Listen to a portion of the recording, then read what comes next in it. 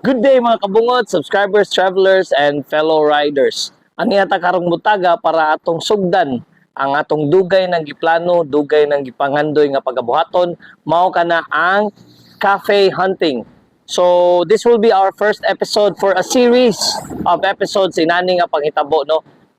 Mao ning gitawag nila ko sa cafe hunting kay mangita tag mga coffee and cafe restaurant para diri gikan sa south kay kung mo travel man kay mo diri sa south mag-guided na mo asa dinhi mga cafe shop sa south, whether you just want to chill kanang mga pilang mo or you want to eat, so mangita ta katong best option and at the same time affordable la para sa mga biyahero parehas nako no, sa mga riders na dili kayo bugat para nato, but at the same time malingaw gyapon ta og sumptuous gyapon ang atong mga pagkaon, lamiang pagkaon.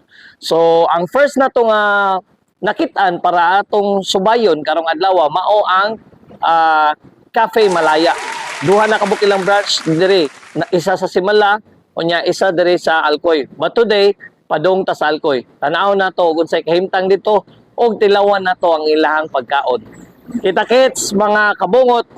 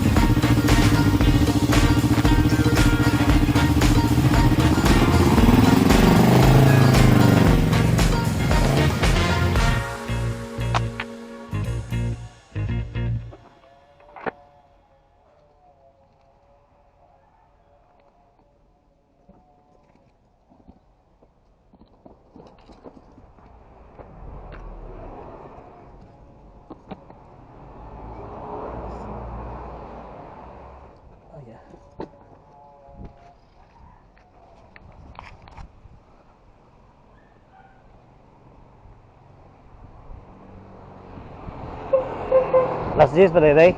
Pwede mo lingkod tayo. Lingkod sa ko tayo. Woohoo.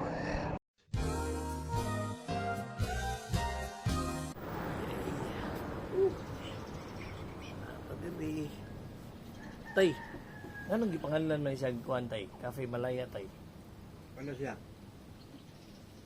Anak man na sa kuan god kining head manager dire kanang Malaya. Pangana ang Malaya day. Daghan man lang branches na mas lang branches sa Algaw. Mo ba? Simala. Sa Simala o kita ko. Babaw sa Simala. Kita ko na Likod gyud sa simbahan sa Simala. dindot daw dito ang view daw. Nya ang usa ni mo kasidad ko. So unsay pangalan tay? Alcoy Plaza. Alcoy Plaza. So nadiri na imutang ang Cafe Malaya. Kanang Atong gikahinabi si Tatay. Kasi pangalan mo tay? Boboy mo. Tatay Boboy o mga kabungot no. Atong gihinabi si Tatay may nagbantay sa ligan diri sa ato ang kuan ako ni vlog tay. O nya natatari ron samtang sirado pa ang kuan ang Cafe Malaya. Kami tambay sa ni Tatay.